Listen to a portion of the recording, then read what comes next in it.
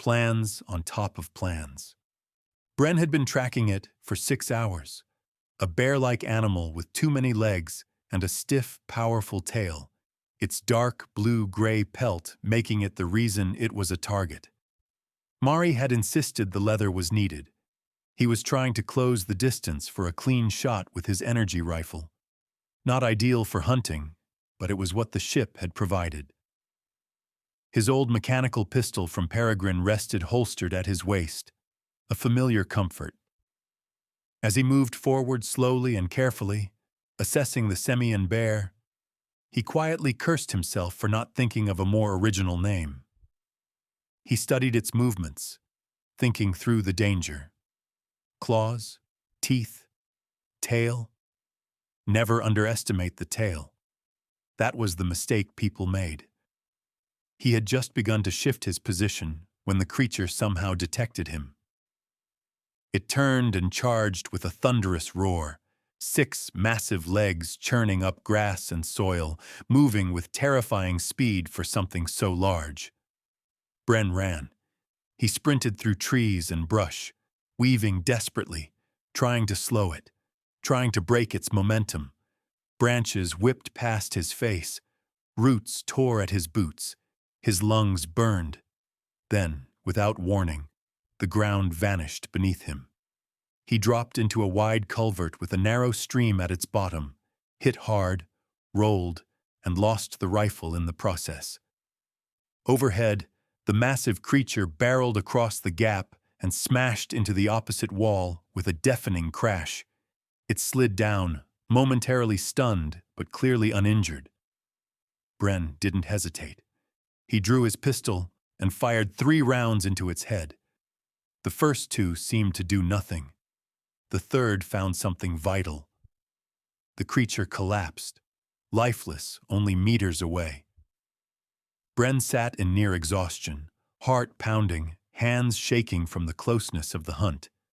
After a moment, he activated his wrist comm. "Sentinel, can you come to my location?" "Affirmative. On my way," the calm voice replied. Minutes later, he heard the quiet approach of thrusters. Sentinel descended into view and landed with a soft whoosh. Shortly after, Mari's head appeared over the edge of the culvert. She looked down at Bren and the dead animal and smiled. "Don't you worry about me getting eaten or not coming back," he said weakly, pointing at the carcass. She smiled wider. "No animal will be the end of you. The universe won't allow it." She sat on the edge, legs dangling. "Just don't let it go to your head. They can still take pieces of you without ending you." They spent the rest of the afternoon dressing the carcass, carefully removing the furred pelt, meat, and organs. Nothing would be wasted.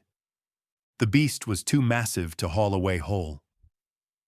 As they worked, Bren told Mari about the history of creatures once called bears, a name reused on countless Terran worlds, having little to do with the original species. Quietly, Bren said, "We need to make a trip to Arclight, get Sentinel serviced, make permanent repairs to the jump vanes. I also need to talk to Admiral Reed." Mari stopped and looked at him with a wicked smile. "Can I watch?" Bren shook his head. "I'm not sure Admiral Reed can handle that." She shrugged. "We'll see." "After we go to Vera," Bren added. "Then Sylvanus." Mari nodded, understanding. When they finished, they entered Sentinel together. Mari gave Bren a coy, teasing look and took his hand, pulling him toward their bunks. Bren gave a mock, scandalized expression. "You are my Sharon now," she said, as if that explained everything, and in its own way, it did. Since completing their vows, they found every free moment they could to belong to each other. Sentinel broke from jump at the edge of the Arelon system, beyond the star's mass shadow. Arelon burned as a bright point in the distance, home to Arclight Station and the command seat for the region's military presence. It wasn't a core Terran system, but it was the fifth star in Terran expansion. Sentinel easily making the jump directly, having both coordinates in their nav logs. Sentinel, signal command, Bren said. Request permanent vein repairs and a meeting with Admiral Reed. Affirmative, Sentinel replied, altering course. Lieutenant Commander Carr, Sentinel, a Terran voice announced. Dock Maintenance Bay 7. Bren had always found Arclight unsettling, not because it was dangerous, but because it was controlled. Everything moved on schedules. Everything followed lanes. Everything was monitored. After weeks on open worlds, it felt like stepping into a cage made of glass and steel.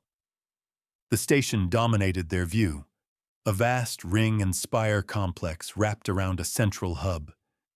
Docking arms extended like metallic fingers. Traffic beacons pulsed steadily. Ships drifted in precise, regulated patterns. Sentinel entered Hangar 7. Doors closed. Atmosphere flooded the bay. Technicians moved in immediately. Sentinel's special status guaranteed priority, which meant scrutiny. Bren felt a flicker of unease. He was confident nothing would be found. Still, confidence and certainty were different things. The main concourse was busy. Merchants called prices. Data panels scrolled manifests. Crews hurried past. Security patrols moved in deliberate circuits. Mari leaned close. Do you think she'll be angry? She's always angry, Bren said. The question is how angry. The lift scanned his hand and turned green. Authorization confirmed. Still has clearance, Mari noted. Barely. They rose through the station's core. Cargo rings, habitats, engineering, command. When the doors opened, everything changed. Quieter, cleaner, more controlled. Admiral Reed's office curved along the outer spire. 2 guards stood watch.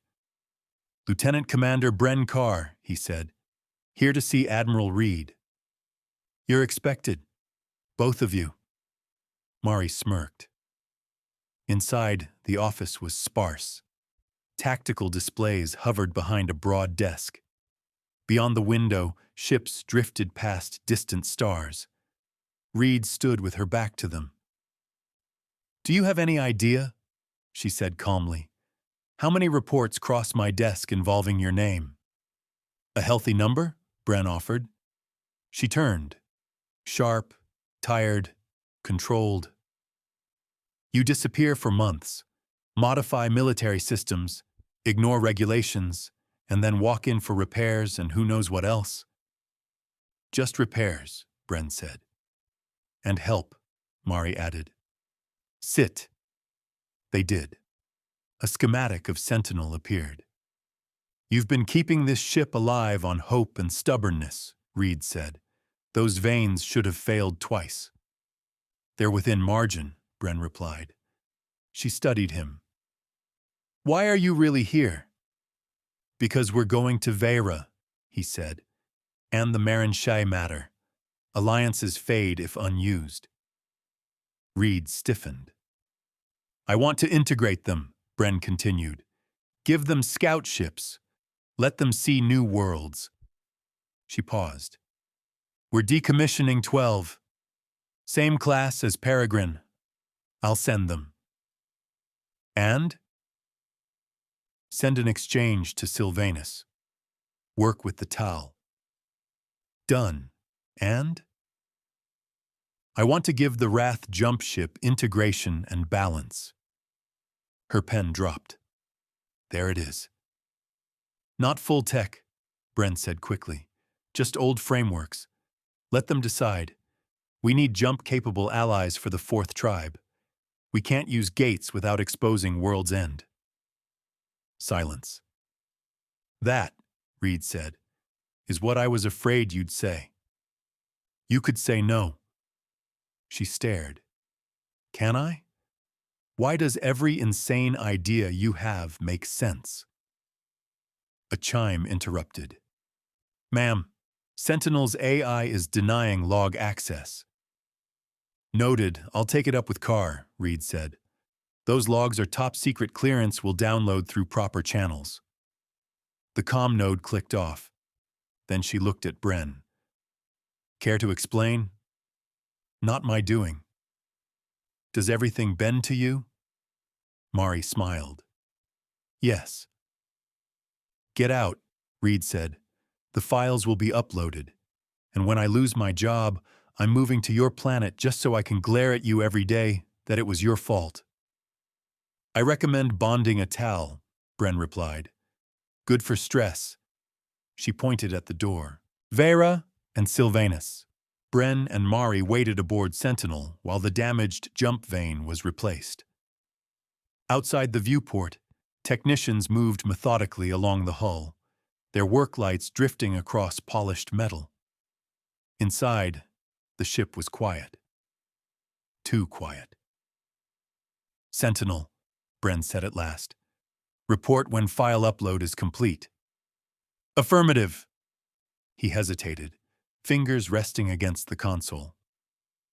Sentinel, he said slowly. Who ordered the logs to be locked?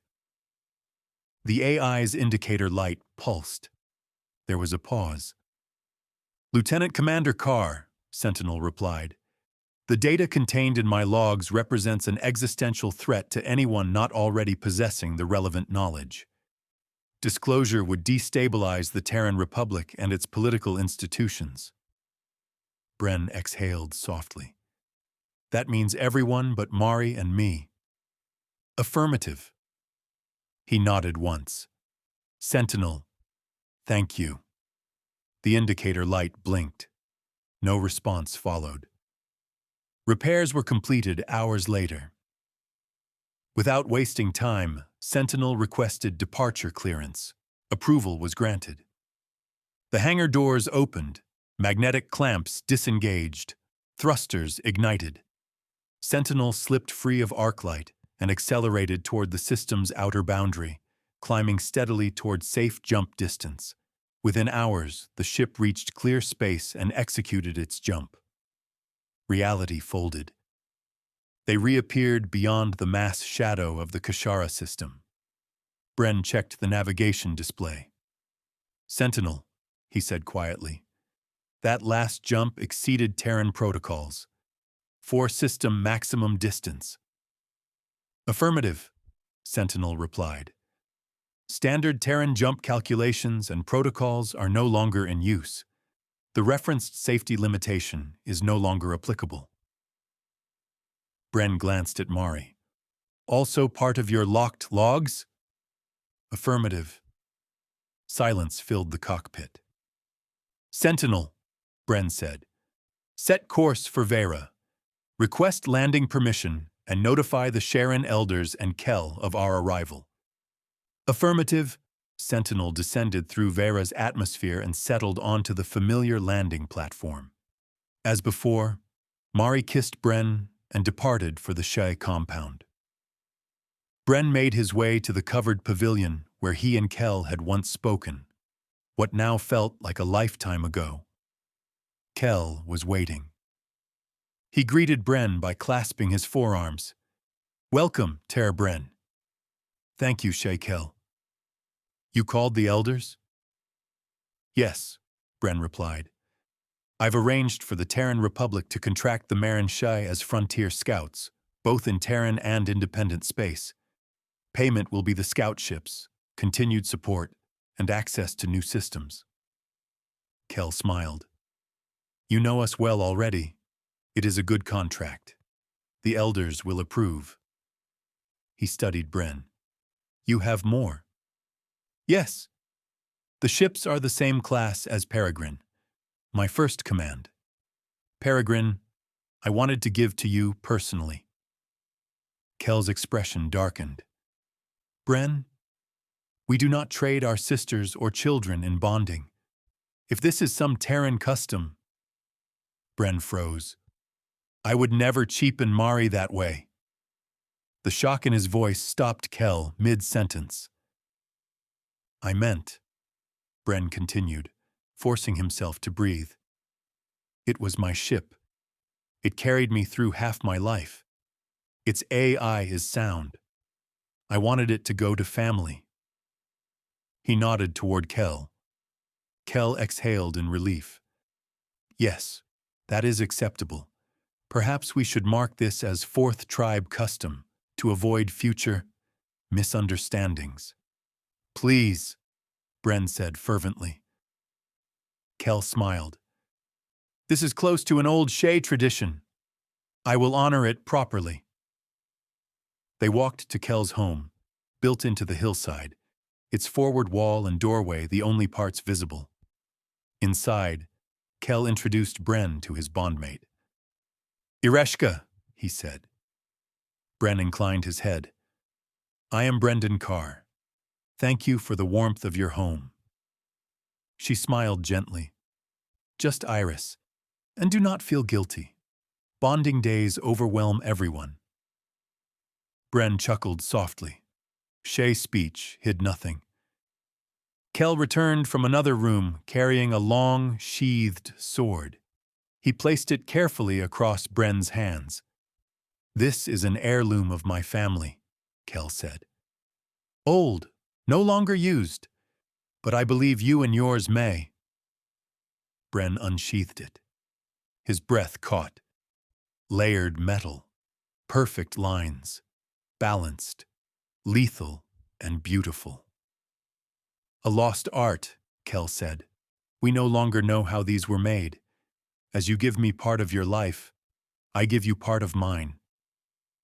At that moment, Mari entered. She saw the blade. She understood. Sharon, she said softly, you now carry an heirloom of my people. She crossed the room and embraced Kel and Iris. You honor us. Kel looked at Bren. As he has honored us. Kel nodded. Please stay with us until we speak with the elders. Mari smiled again, her pointed canines always noticeable to Bren. Bren drew Kel aside. Kel, he said quietly, I have one more thing to ask. Kel sighed lightly. I hope this isn't another personal confession. She's my sister. Why don't you ask her? You have no secrets. He studied Bren's posture. Go ahead. Why doesn't Mari like her full name? Relief crossed Kel's face. He understood this wouldn't be embarrassing or difficult. When she was young, he said, and my duties kept me away often, the other children teased her. They said she was born of the woods, a Shay phrase for having no parents. They made a rhyme of it. Marina, Marina, born from the woods. Bren listened carefully. Mari learned that when they used her full name, they were also saying she wasn't a friend. So she became Mari instead. Wild, free, unapologetic. He nodded. Very Shay. Turn insult into strength. She never liked her full name again. It was the only sign she was ever hurt by their teasing. Bren was silent. Understanding settled in. They were given a spare room. The elders would see them in the morning. The scout ships would arrive within the week. It was easy, comfortable. Mari curled into Bren's arms and slept. He could not remember another time he had felt so complete. The elders welcomed the contract. When they prepared to depart, Mari gave Bren new leathers made from the Semian bear's pelt, thicker, reinforced. You hunt more dangerous prey, she said. She strapped the sword to his side. Terran and Shay, together. They departed for Sylvanus. 6 jumps. 48 hours. Sentinel, Bren said. Send Admiral Reed the specifications for my leathers and sword. Request approval for an authorized uniform. Affirmative. Concord Spire awaited them. Wrath and Tal representatives greeted them and led them to a nearby conference room. Marin Shai Marina. Marin Ter Brendan. Mari flinched, only noticeable by Bren, but clear to him. Bren, Mari, they offered. Tal accepted. Wrath did not. Wrath Dinnan sneered. Explain your divided loyalties? Bren answered calmly. My loyalty is to Mari, the fourth tribe, Marin, then Terrans. All else follows. He opened his arms to show all else. In that order. He met Dinnan's eyes. You hold our future. Fourth tribe needs Marin jump ships, not Terran ones, Marin. He breathed slowly. The fourth tribe will be wardens of worlds like World's End, protectors of everything Marin as well. He nodded to Wrath Dinnan. I cannot allow you access to Sentinel. I still have oaths I must follow. But the technology I am giving you should show enough that the Wrath can make it work. Though I can't speak for the Shy, I am willing to bet they will pilot these ships, as with the Marin Terre, to protect all Marin and their wards. I understand that I am not offering a true gift to the Wrath. It comes with responsibility and consequence. But I cannot do it without you. It's Wrath Din, he intoned. I accept, Din said, and left. On Arclight Station, Admiral Reed sat at her desk reviewing Bren's latest request, one that, as usual, wasn't really a request. Uniform variants, non-standard protective equipment, personal armament authorization. She leaned back slowly and rubbed her temples. 3 departments would object. Security would file protests. Logistics would complain about precedent. Command would ask why she kept indulging him. Again. She pulled up the attached files and read them carefully. Material strength, environmental resistance, impact tolerances, better than standard issue. Of course it was. She let herself picture it. Bren Carr walking down Arelon's command corridors in tailored Marin leathers, cut to mirror Terran uniform lines, a Shay blade resting openly at his side. Admirals staring, aides scrambling, protocol officers quietly panicking. The thought made her smile despite herself. It would cause chaos. If they feared him before, it would be magnificent. Every time he bent the rules, it was in service of something larger. Something Command had not learned how to manage yet. She considered denying the request. He would still wear the leathers. He just wouldn't bother asking next time. With consequences. If she approved it, she owned the fallout. The arguments, the hearings, the inevitable political noise. She exhaled slowly. Damn you, Bren, she muttered. Then she signed. Authorization approved. Filed under. Operational necessity. She sent the confirmation and leaned back in her chair, watching traffic drift past her viewport. Her instinct that she might regret this was overridden. Maybe she should start visiting the Marintal Cultural Exchange after this, unprepared. Sentinel departed Concord Spire on a clean vector, engines burning low and steady as they slipped free of Sylvanus's traffic lanes. Behind them, the station shrank into a lattice of light and shadow, its rotating habitats and diplomatic towers fading into the distance. Bren watched it for a long moment before turning back to his console. That went better than expected, he said quietly. Mari leaned back in her seat, boots tucked beneath her. For the Wrath? She asked. That was practically a celebration. He smiled faintly. For them, yes. Everything Bren had spent months trying to build felt like it was starting to fall in place. Tal were sincere, Mari added. They'll follow through. They always do, Bren replied.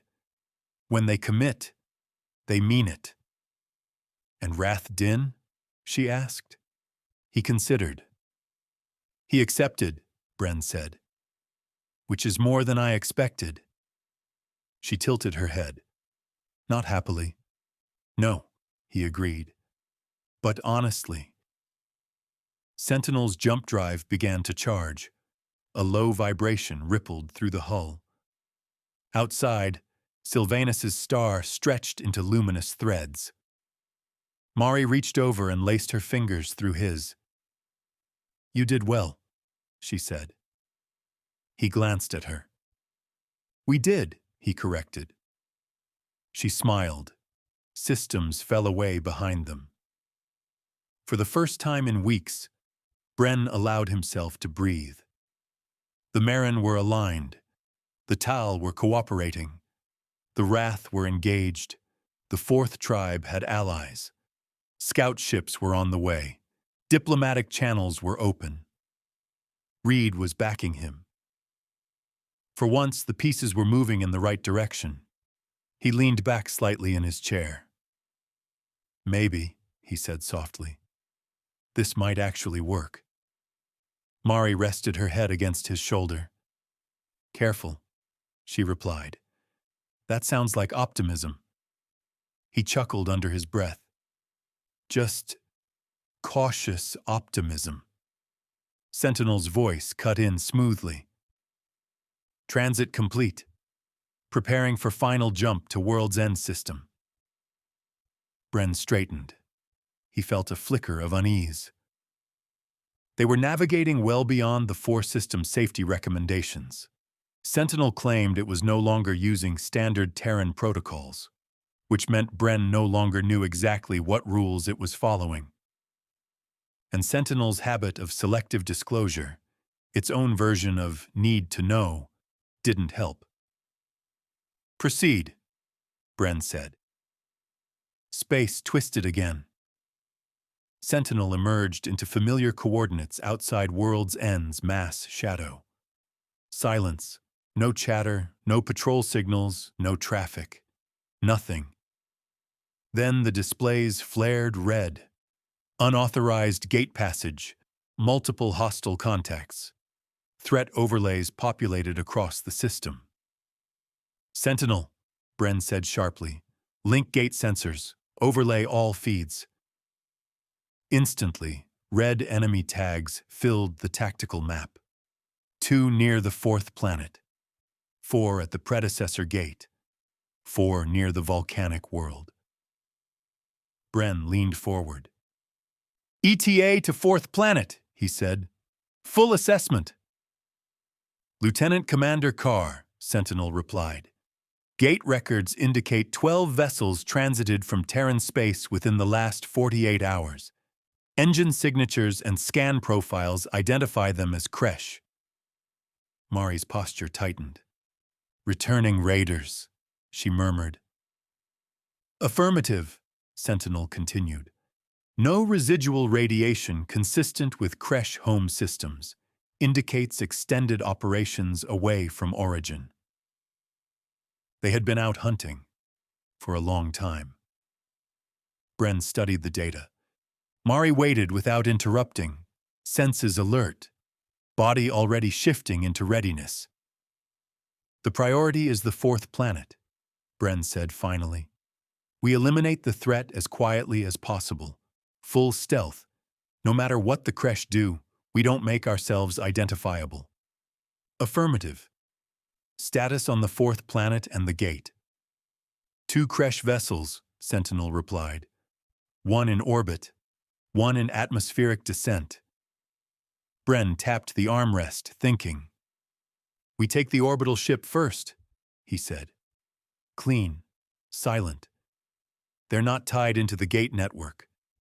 They probably don't even know we're here. He glanced at Mari. If we have to engage on the ground, we go native. He nodded to her. This only works because of you. She met his eyes. Our leathers will help, he continued. We'll look less foreign, less threatening. We use old weapons only.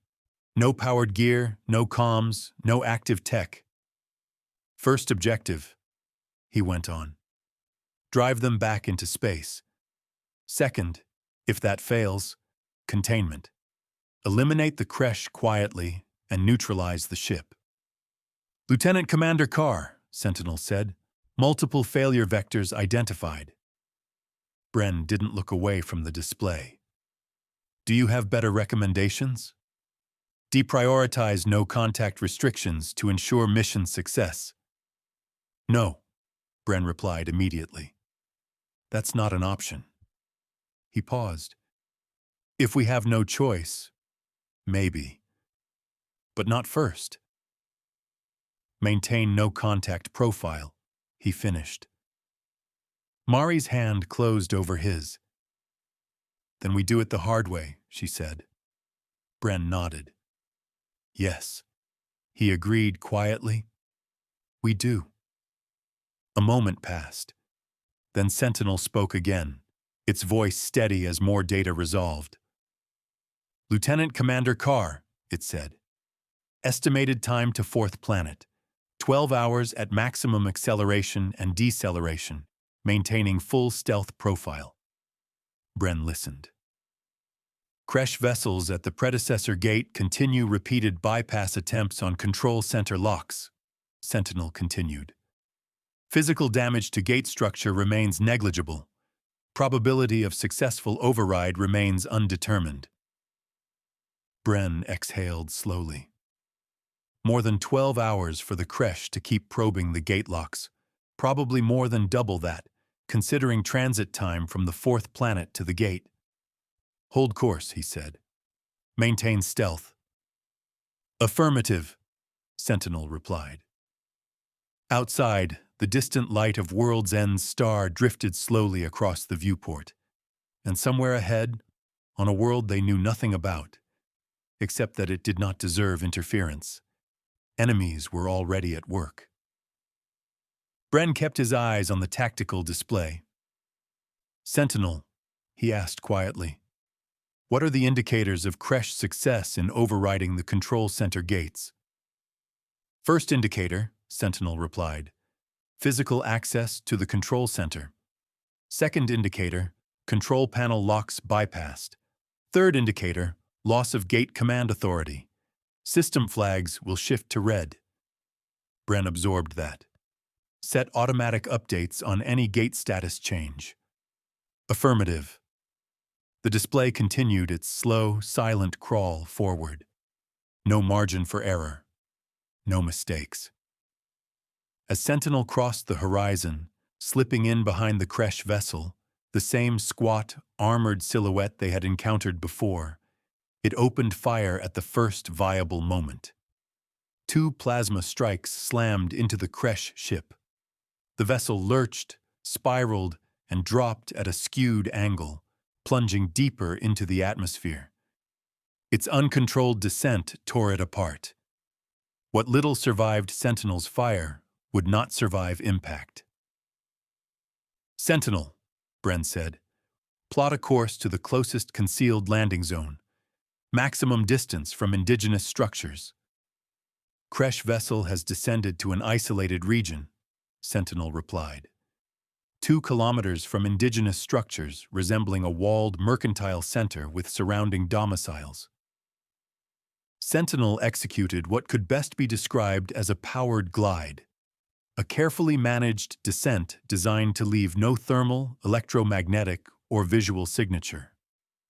As they descended, Mari worked at the mechanic's workstation, modifying one of the stored survival knives into a spear. Not a field improvisation, a proper weapon. They touched down in a hilly region of light woodland. Sentinel settled between 2 low ridges. Branches and undergrowth were disturbed, then carefully restored. From above, nothing suggested a ship had ever been there. Bren and Mari prepared in silence. The only technology between them was a single comm node, sealed and powered down inside Bren's belt pouch. Bren carried his sword and knife. Mari carried the spear and her blade. They moved out. 2 kilometers. They crossed it in 10 minutes. Silent. Effortless. both back in their element. The absence of active technology had an unintended advantage. Without emissions, without signals, without digital noise, they were nearly invisible to crash sensors. The comm node remained powered off. As they approached the landing site, Bren expected to see a familiar scene. A landed vessel. Crash moving sluggishly in sulfur-rich vapor. A predictable pattern. They were wrong. The squat, bulbous Kresh ship lay open, its main hatch opened wide. Sulfurous atmosphere bled freely into the surrounding forest. But the Kresh were not slow, not weakened. These moved with strength and coordination. Perhaps long absence from their home environment had hardened them. They were not fast by Terran standards, but they were formidable. Near the ship stood 5 humanoid figures. From a distance, they could have passed for Terran or Marin. Clothed in rough fabric, brightly colored, mismatched, and worn, prisoners. The Kresh barked harshly, shoved them forward. One figure, a taller male, squared his shoulders. His hands were bound behind him. He resisted, spoke, protested. The nearest Kresh responded instantly. It opened its maw. Tooth plates flared wide. It lunged. Its mouth closed over half the man's neck and chest. The Kresh lifted him, raised him to full height, shook violently. The body came apart, arms, lower torso, falling separately. The Kresh swallowed what remained. The others collapsed to the ground, prostrated, silent, terrified. Bren and Mari froze, only for a heartbeat. They met each other's eyes. Shock, rage, decision. Then they moved. No plan, no delay, no hesitation, no time. Only action. They closed the distance, splitting without a word. Bren took the left arc. Mari took the right, both circling through brush and shadow until the clearing opened between them. The hostages were crying now, soft at first, then breaking into sobs as the Kresh shoved them forward, barking in harsh laughter that didn't sound like language so much as cruelty. Mari hit first. She was barely a flicker in the chaos. Leathers dark, steps silent. Then her spear drove forward into the nearest Kresh's torso. Once, twice. A third time, fast and practiced, each thrust placed to end it before it could even turn. The Kresh folded, heavy and limp, collapsing as if its bones had simply given up. Across the clearing, Bren moved at the same instant. The Shay sword came down in a clean diagonal cut, shoulder, neck, and through again, steel biting deep. Bright orange blood steamed as it hit air, a violent contrast against the Kresh's near black scales. For a half second, it worked. Shock, confusion, a gap in Kresh attention. The 4 remaining hostages broke and ran, hands still tied behind their backs, stumbling and weaving, trying to reach cover. The remaining Kresh reacted with practiced brutality. They raised their rifles and fired into motion without hesitation. 2 of the fleeing hostages dropped immediately. The other 2 managed to dive into brush at the edge of the clearing, vanishing into the undergrowth with a desperate animal kind of luck. Bren and Mari both felt it at the same time. Their clean strike had turned into a collapse. Too many variables, too little control. Time was turning in the Kresh's favor. Mari slipped wide, disappearing into the forest to circle again. Bren ducked along the curved flank of the Kresh ship, using its bulk as cover. The Kresh had formed shoulder to shoulder now, weapons angled outward, shipped to their backs like a wall. There was no pressure to apply from the front, no safe angle, and every second risked drawing attention from the village, or worse, forcing contact with the surviving locals. Bren made the call. He rounded the ship's edge and threw a heavy rock at the nearest creche. It hit with a loud, dull thud, shoulder impact, more insult than injury. The creche turned and fired. Bren dove back the way he'd come, but heat tore across his thigh. He hit the ground hard, teeth clenched, the pain blooming into a burning line. Then Mari came from above. She dropped from the top of the creche ship like she'd been born for that kind of gravity. Silent, controlled, terrifying. Her spear drove down into the creche at the opposite end, away from Bren, between neck and shoulder with the full weight of her body behind it. The point sank deep, too deep. She couldn't pull it free, so she let it go. Mari rolled off the hull and vanished again into the trees before the rifles could track her. The creche didn't pursue. They grabbed their skewered companion, dragging it backward, and withdrew into the ship. The hatch sealed. Power rose. A low vibration built through the air. "Move!" Bren hissed, forcing himself upright despite his leg. Mari was already there, catching him under the arm, pulling him into cover as the ship's turret began firing. Wild, panicked bursts into the tree line and ground, chewing random craters into soil and brush. Then the creche ship lifted. Brute thrusters, no grace, pushing down heat and debris as it climbed. Bren and Mari stayed low under the trees, bodies pressed into shadow as the ship rose over the canopy. When it cleared the ridgeline, the clearing looked empty. No sign of the two surviving hostages, but Bren and Mari both felt it.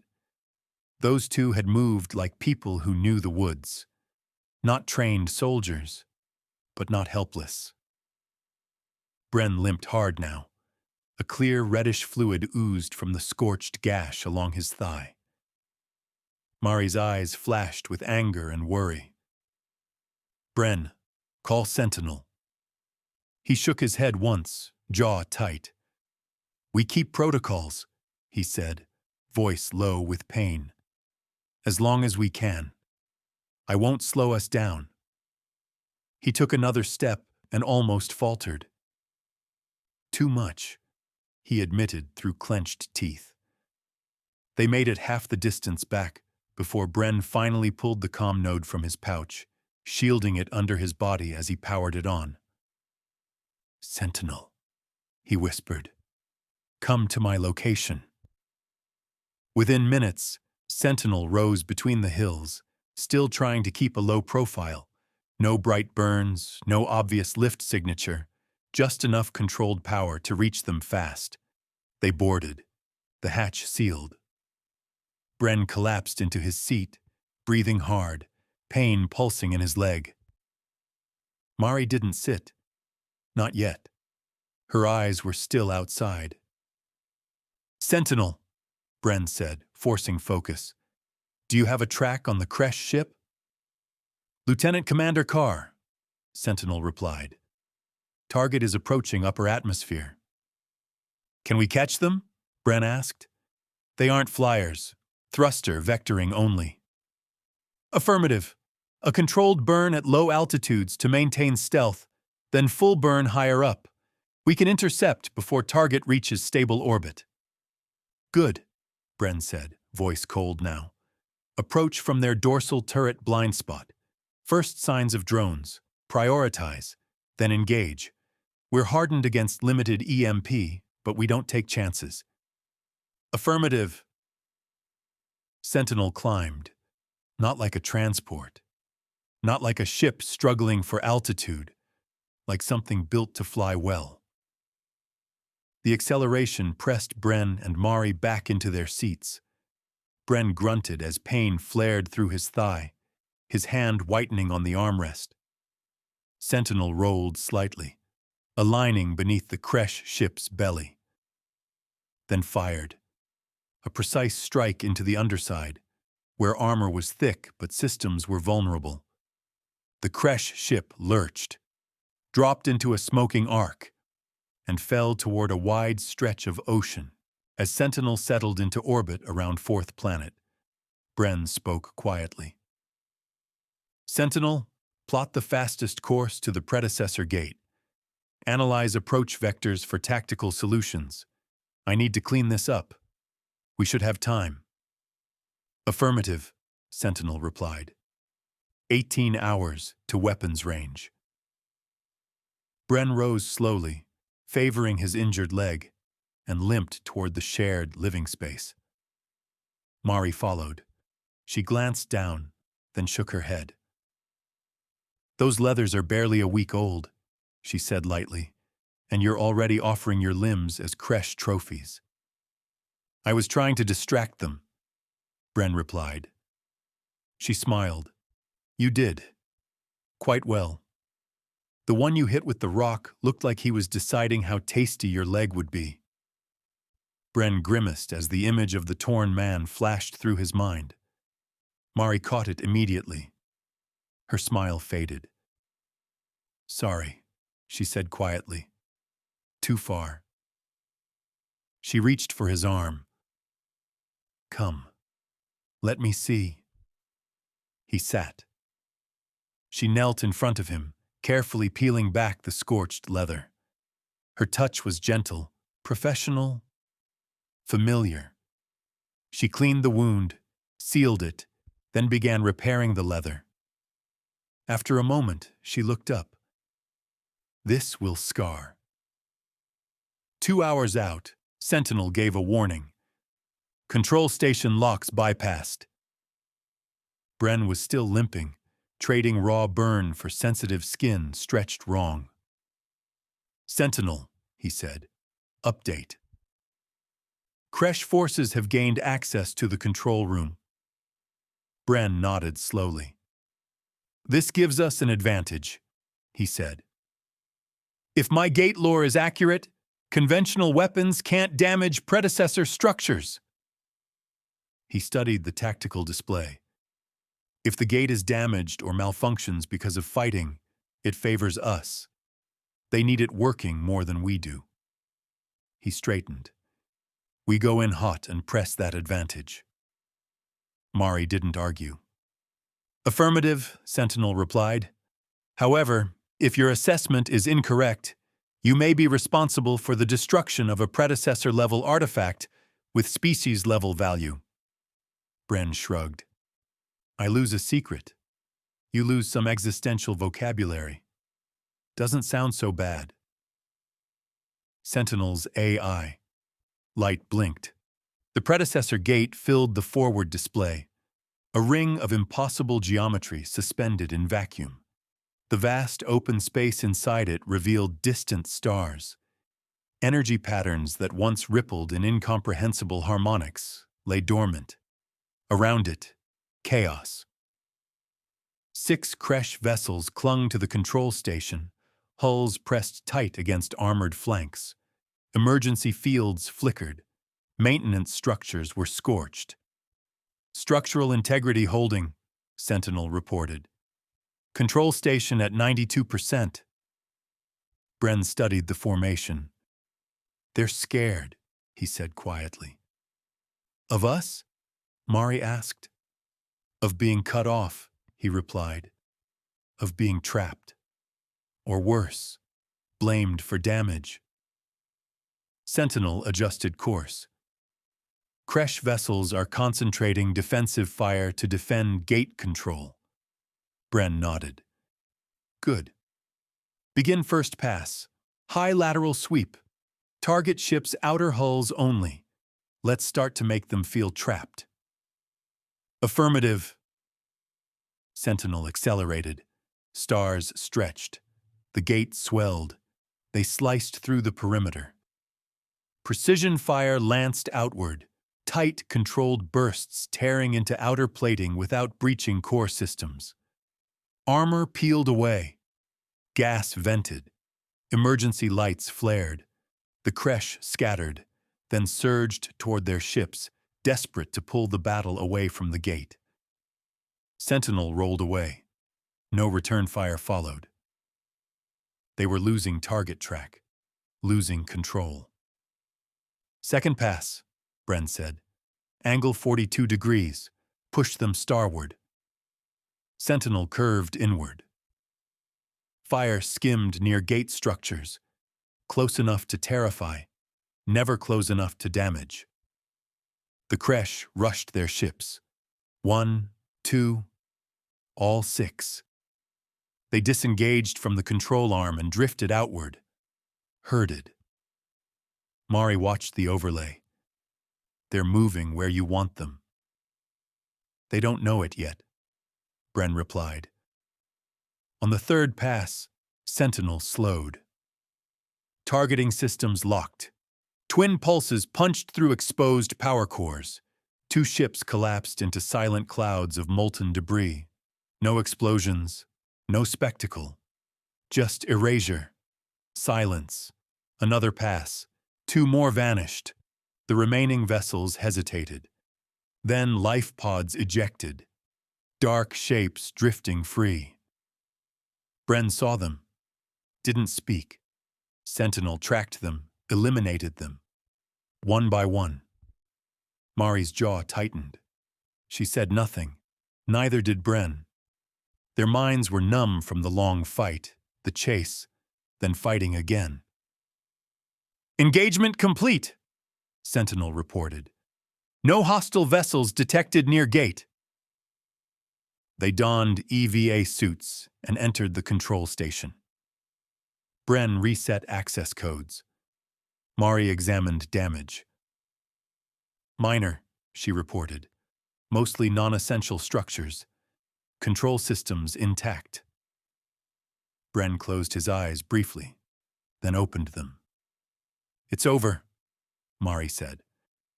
"For now," he replied. Minutes later, Sentinel's display shifted. Deep scan overlays appeared. Thermal echoes. Biological signatures. "Additional Kresh activity detected," Sentinel said. They returned to the ship. Exhausted. Bren sank into his seat. "Set course," he murmured. "6th planet." He slept. Briefly. A proximity alert woke him. "Upper orbit achieved," Sentinel said. "Planet 6. Bren stretched, leg protesting. The viewport display sharpened. Dark shapes clung to fractured volcanic rock near dormant ships. At first, he thought they were debris. Then one moved. Slowly. Deliberately. On all fours. Claws bit into scorched stone. Another followed. Then another. Dozens. Crawling, climbing, no weapons, no armor, no formation, just bodies pressed low. Mari stared. "They're reverting." "Confirmed," Sentinel replied. "Biological regression consistent with long-term isolation survival protocols." Bren watched. They looked nothing like raiders, nothing like soldiers. They looked older, stripped down, primeval. "What happens now?" he asked. "They remain in this state until a qualifying signal initiates recovery," Sentinel replied. "Then rearm, resume expansion behavior." Bren closed his eyes, then opened them. "Remove the ships." Sentinel fired, controlled, precise. Nothing remained. Silence returned to the volcanic plain. Bren exhaled, too tired to comment. "Sentinel," he said quietly. "Update planetary designation. Specify. World's End, Planet 6. He paused. "Designation. Purgatory." "Affirmative." Mari reached out. This time it was Bren who leaned into her. She drew him close, gently stroking his hair. For the first time in days, maybe longer, Bren slept. Not in fragments, not in seconds, but deeply. If only for a short while, as if, for once, the fate of worlds were not resting on his shoulders.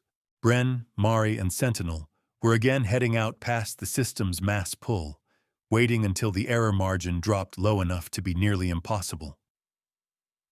That was part of why they were making this journey at all. Somewhere in the mix of new technology, updated AI, and impossible situations involving predecessor systems, Sentinel had solved critical calculation problems, ones that could reduce jump error rates and extend safe distances enough to revolutionize Terran ships. The problem was that the logs had to be carefully edited. Too much of the underlying data touched secrets Sentinel had labeled existential threats. Its refusal to unlock those logs had caused an incident during their last station visit, and now they were going back, this time, to ask for more help. "You're thinking about Reed," Mari said. He didn't deny it. "I hate needing her." "I know. She trusted us. Well, as much as she can trust anyone." "Yes. And now I'm going to ask her to bend things even further." She folded her hands. "You're not asking for power. No. You're asking for responsibility." He exhaled. "That's worse." She smiled faintly. "Usually is."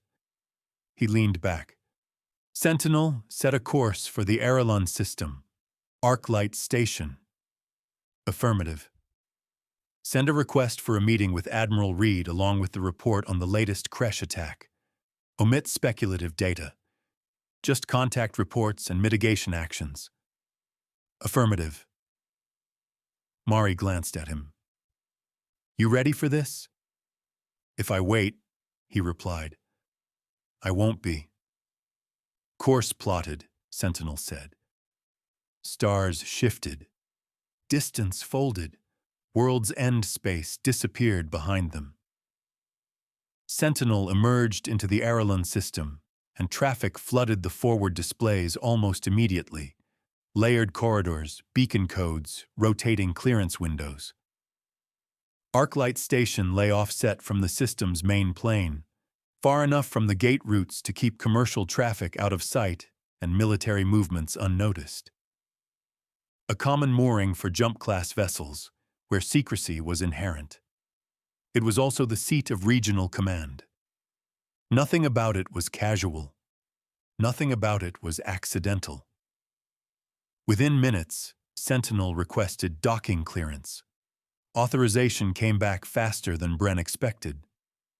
"Docking approved," Sentinel reported. "Admiral Reed has requested your presence immediately upon arrival." "Of course she has," Bren murmured. He hesitated. "Sentinel, I need to do something." A pause. "Lieutenant Commander Carr, your tone implies I am involved." "Yes." "I'm going to ask for more than I should," Bren said quietly. "And I need something to balance it. Package what you've learned about jump tolerances, safety expansions, distance protocols, nothing else. No context, no references." Silence. "Can you isolate it?" "Affirmative." "That's it? You're not going to ask what for?" "Would it improve outcome probability?" "No." "Then it is unnecessary." Bren leaned back, shaking his head. "I really need to talk to Mari about you sometime." They walked the corridors in full field gear. Leathers, Bren's sword, Mari's knife. No attempt to soften their appearance. People stared, some openly, others pretended not to. Comm nodes lit up, messages flowed. By the time they reached Reed's office, half the station knew they were there. Reed was waiting. She didn't stand. didn't smile. Then she noticed Bren's leg. "You don't disappoint," she said dryly, pointing to a seat. "Sit, before you collapse." They did. Problem contained? Yes. You said it couldn't happen. It didn't. Not the way we feared. And? I'm assuming there's more. She studied him, long enough to be uncomfortable. Good. I need a jump mission, Bren said. A delivery run. 4 Scout-class ships. Full infrastructure. Quiet. Reed raised an eyebrow. And? And what? You always have an and. He exhaled. Marin Shai, permanent, in-system, neutral. You can move personnel, not ships. Yes. And supplies? Same issue. She leaned back. This goes to council. Relief washed through him. Good. I'm done carrying this alone, she added. Not after this. And your trade? Sentinel will release updated jump protocols, expanded tolerances, reduced error margins. She stared. You're giving that up? Yes. Voluntarily? Yes. Silence. I'll convene them. 2 days later, they stood before the panel. Admirals, fleet directors, expansion overseers, policy specialists, people who never saw blood. Bren spoke clearly, measured. A senior admiral leaned forward. This related to the Kresh bypass attempt? Bren didn't correct him. We need permanent defense, neutral, accepted, the Marin Shai fit. And the protocols? We'll implement them here. 6 hours of questioning followed. Scenarios, projections, risks, constraints. Bren answered everything carefully and honestly, never crossing certain lines. By the end, his vision blurred. Most of his weight rested on his uninjured leg. Mari moved closer. Her shoulder brushed his. Steadying, he never asked. When they dismissed him, he barely registered it. 2 days later, approval arrived. Dry, official, unemotional. No message from Reed. No explanation. Once Sentinel relayed the mission specifics, nothing else followed. No new instructions. No guidance. They were still on their own. Home and wait? Bren asked quietly. Mari shrugged. Sentinel, take us back to World's End. Affirmative. They departed into empty space. At proper mass distance, Sentinel jumped. World's End reappeared. Scans came back empty. They waited, checked gate synchronizations. Found nothing. Set direction for 4th planet, Bren said. Previous coordinates. Affirmative. Bren stood near the console, watching system data scroll past. Sentinel, he said. What can you tell us about local culture around the Kresh landing site? For natural insertion. There was a brief pause. Peregrine's original survey included a comprehensive analysis of planetary population density, economic systems, subsistence patterns, kinship structures, and emergent social hierarchies, Sentinel replied. From this, cultural norms and behavioral expectations may be loosely inferred. Based on current models, neither Marin Shai Mari nor yourself will fully assimilate into the local population. Your clothing, physical stature, and apparent health, while within acceptable variance, will collectively attract attention. By reframing this attention within locally acceptable expectations rather than attempting to avoid it. Stop! Mari cut in. Sentinel paused. What? She asked. Bren sighed. We go in pretending to be high-status foreigners. Let them decide who they think we are. Mari stared at the softly glowing indicator. Why couldn't he just say that? Sentinel likes context, Bren replied. Use Peregrine's scan data. Develop a plausible cover. Affirmative, Sentinel said. Mari and Bren prepared according to Sentinel's guidance. Leather cloaks, hoods, high quality, unembellished. Mari rebuilt her spear. All travelers of their status went armed. Sentinel descended and landed between hills, carefully hidden. They searched methodically. Creche bodies lay where they had fallen, weapons scattered, scorch marks, no humanoid dead. There should have been 3. There were none. Perhaps fear had given families enough courage to retrieve their dead, but not enough to search further. They stripped the area of all technology, weapons, fragments, anything that didn't belong. While Bren worked, Mari returned for a grav sled. The creche bodies remained. Too large to move, too alien to hide. They would stay monsters, just not spacefaring ones. They worked quickly and silently, filling the sled and returning to Sentinel. No signs of observers, no disturbed brush, nothing. Then they returned for reconnaissance. They ranged wider now, less concerned about being seen. Nothing about them was out of place anymore. From a ridge they studied the village. Smoke rose from chimneys. Forges, bakeries, workshops, industry, life. People moved with purpose. Many were armed. Authority showed in clothing and posture.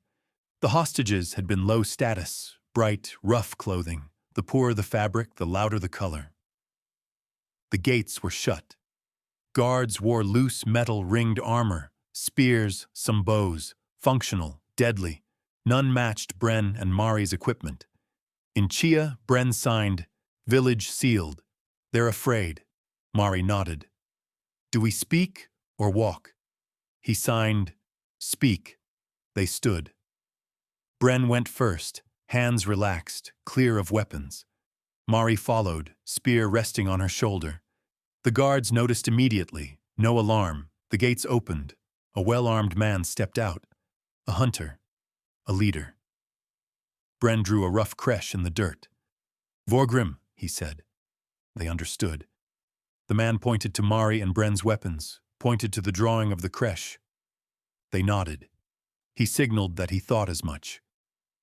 Mari signed. "They've known them a long time." The man noticed their signing, then pointed toward the forest, toward the landing site, toward them, then himself. "Camden," he said. "Bren. Mari." He repeated their names, as if checking if it were that simple. He turned back to the gate and spoke quickly to those gathered at the opened entrance. Bren and Mari's senses read his tone and posture that he was confirming they were the ones from the forest, and to be trusted. He made gestures offering food, shelter. They declined, bowed and pointed back to the hills. Camden bowed deeper. Bren the motioned to the ground, sky, and gestured around name. Camden looked around, Tirna the na, Tirna. Bren and Mari repeated the name. They turned away and started across the road and back up the hill. Bren turned back. None from the village had moved. He wanted to bow, but there was too much class separation in a bow, so he placed a hand over his heart and waved with an open hand. Camden and every watcher repeated the gesture with a smile. They returned to the ship, lighter. Their emptiness felt from the Terran Council meeting erased. Later, Sentinel pulled away from Fourth Planet on minimal thrust. No fanfare, no announcement, just distance. Sentinel, catalog fourth planet, formal name Tirna Thena or Tirna for short. Affirmative. The blue-white curve receded, until only memory remained. Mari sat beside him, silent.